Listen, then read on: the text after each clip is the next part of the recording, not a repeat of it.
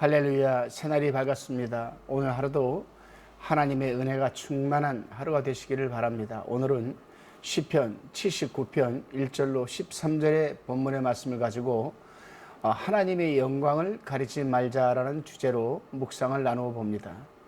본 시편 79편은 주전 약 한 586년 그때 바벨론이 예루살렘을 정복할 당시에 기록된 것으로 생각됩니다.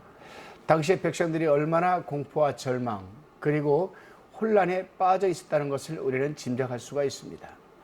당시 사회의 기초가 흔들리고 세상이 장차 어떻게 될는지 하루를 예측할 수 없을 만큼 공포와 혼란에 빠져 있는 모습을 우리는 엿볼 수 있게 됩니다.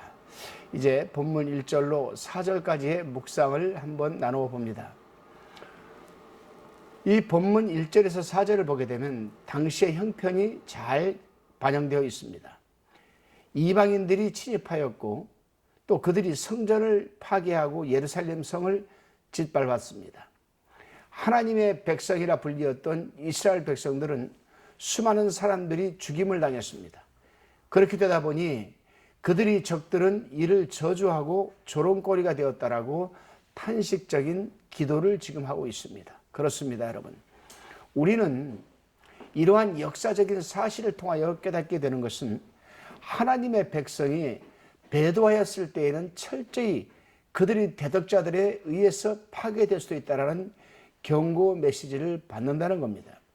사실 성경 역사가 그러한 사실을 증거하고 있고 세상 역사 또한 잘 증거하고 있습니다. 따라서 하나님이 그렇다면은 우리가 하나님을 배반했다고 해서 하나님이 이렇게까지 우리에게 할 수 있는가? 이 부분에 대해서 여러분들은 어떤 생각을 하고 계십니까? 저는 결론적으로 그렇구나. 당신의 하나뿐이 없는 독생자를 십자가에 내어 주기까지 우리를 구원하시고 또 죄사함의 은총을 베푸셨던 그 하나님이신데 하나뿐이 없는 독생자를 내어주신 그 대가로 우리를 구원해 줬는데 우리가 그 하나님을 배반하였다라면 하나님은 어떠한 생각을 하고 계실까? 여러분들 같으면 어떻게 생각하십니까? 내가 제3자를 위해서 내 하나뿐이 없는 아들을 주께 내어주었는데 그 상대가 나를 배신하고 나를 돌아선다면 여러분들 심정은 어떻겠습니까? 우리는 올 한 해 알게 모르게 또한 간헐적으로 주님을 뒤로 한 적이 얼마나 많은지 모릅니다. 이제 여러분 올 한 해 마무리를 잘 하시면서 하루 남았습니다. 2023년을 새해를 우리가 맞이하는 가운데에 하나님과의 또 주님과의 또 여러분 속에 내주하시는 성령과의 교통이 잘 회복되시기를 바랍니다. 다시 본문 5절로 7절까지의 말씀입니다. 본문을 한번 읽어보겠습니다. 여호와여 어느 때까지니까 영원히 노하시리이까 주의 진노가 불붙듯 하시리이까 6절에 주를 알지 아니하는 열방과 주의 이름을 부르지 아니하는 열국에 주의 노를 쏟으소서 7절에 저희가 야곱을 삼키고 그 거처를 황폐케 함이니이다 라고 기록되어 있습니다. 위 본문 5절을 읽어보면 백성들이 당한 고통이 오랫동안 지속되었고 따라서 본 시를 기록한 시인의 기도도 오랫동안 계속되었음을 우리는 짐작할 수가 있습니다. 이러한 경우에는 우리들도 그렇지만 시인도 어째서 하나님께서 응답해 주시지 않을까 무슨 까닭으로 이처럼 지쳐야 될까 하고 의아해하면서 지쳐가는 가운데 포기하고 마는 경우가 있습니다. 그렇습니다, 여러분. 진정한 하나님의 사람들은 어떤 고통에 다가왔을 때 제일 먼저 자신과 주변을 돌아보면서 회개의 마음과 자세를 취할 것입니다. 하나님을 아는 백성이 그렇지 않은 자들과 다른 점이 있다면 진노의 손길 안에서도 전능한 하나님의 긍휼하심을 근거로 해서 희망을 바라본다는 이 부분입니다. 그래서 환난에 처하게 될 때 하나님을 원망하거나 불평하지 않고 더욱 자신을 돌아보며 간절히 기도하게 되는 것입니다. 다시금 8절에서 10절까지의 묵상 내용입니다. 시인은 이스라엘의 고통의 원인이 하나님께 대한 불신앙에서 기인한 것임을 자각하게 됩니다. 열조의 배역으로 인하여 하나님의 영광이 이스라엘에게서 떠나게 되었고 그 영향이 후손들에게까지 미치게 된 것임을 자각하게 된 것이죠. 이제 시인은 하나님께 소원하기를 이스라엘의 고통 때문이 아닌 바로 하나님 당신의 영광을 위해서 구원해 주실 것을 지금 간절히 기도하고 있습니다. 그렇습니다, 여러분. 이스라엘 백성이 당한 현실적인 비극이 모든 신앙이나 소망을 하나님께서 단절시킨 것은 아니었습니다. 우리가 믿는 하나님은 언제나 변함이 없으신 하나님 아버지이십니다. 우리는 고통스러운 상황 속에서도 하나님의 영광에 초점을 맞추는 시인의 태도를 우리는 본받아야 하고 또 교훈 삼아야 할 것입니다. 다시금 11절로 13절의 본문을 봉독해 봅니다.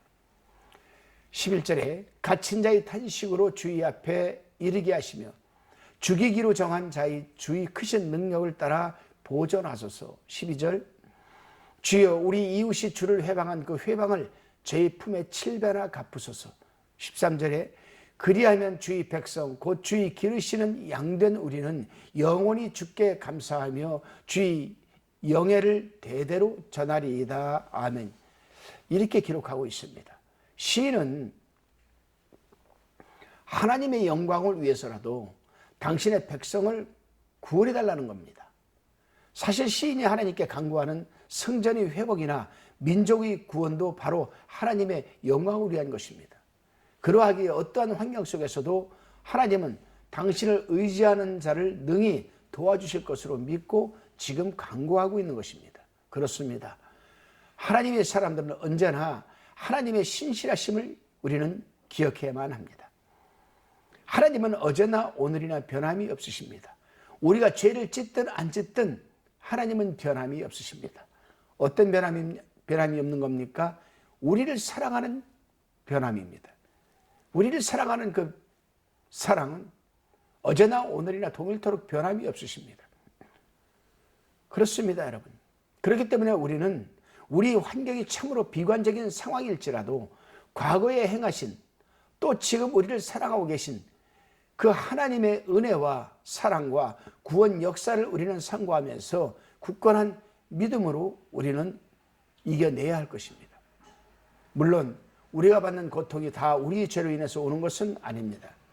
내 남편, 내 아내, 내 자녀들, 내 이웃 등으로 인해서 올 수도 있고 때로는 우리에게 귀중한 영적 교훈을 주시기 위해서 고통을 하나님께서 허락하시는 경우도 종종 있습니다. 그러나 우리가 반드시 주의할 것은 우리의 죄로 인하여 다른 사람들이 하나님께로 나오는 길을 막아서는 안 된다는 겁니다. 그렇습니다, 여러분. 우리가 반드시 염두에 두어야 할 것, 잊지 말아야 할 것, 또 주의해야 할 것, 그것은 우리의 죄 때문에 다른 사람이 하나님께로 나오는 길을 막아서는 삶을 살아서는 안 된다는 겁니다. 다른 사람들 앞에 창세전에 하나님께서 구원하시기로 작정한 그 하나님의 사람들이 하나님 품으로 나오는 데 있어서 내가 거치는 반석이 돼서 거치는 돌이 되어서는 안 된다는 거죠. 그렇기 때문에 우리에게는 굉장히 중요한 부분이 살아가는 삶의 발자취입니다. 여러분 오늘 하루도 그리스도 안에서 여러분으로 인하여 창세전에 구원하시기로 작정한 그 영혼이 주님 품으로 돌아오는데 일조를 감당하시는 여러분이 되시기를 바랍니다. 기도드리시겠습니다. 주님, 우리에게 어떤 고통이 다가왔을 때는 제일 먼저 우리 자신과 주변을 돌아보면서 회개의 마음과 자세를 취할 수 있도록 도와주시고 우리가 주님을 실망시켜드리고 하나님의 영광을 가리는 삶을 살 때에는 대적다리를 붙여서 곤고하게 하신다는 교훈을 잊지 말고 살아가게 하옵소서. 또한 때로는 무지하고 우둔한 우리에게 영적인 귀한 깨달음을 주시기 위해서 환난을 허락하신다는 점도 잊지 말게 하여 주셔서 환난과 어려움이 다가올수록 우리 자신을 살피며 하나님의 영광을 가리지 않게 하옵소서. 예수님의 이름으로 기도드리옵나이다.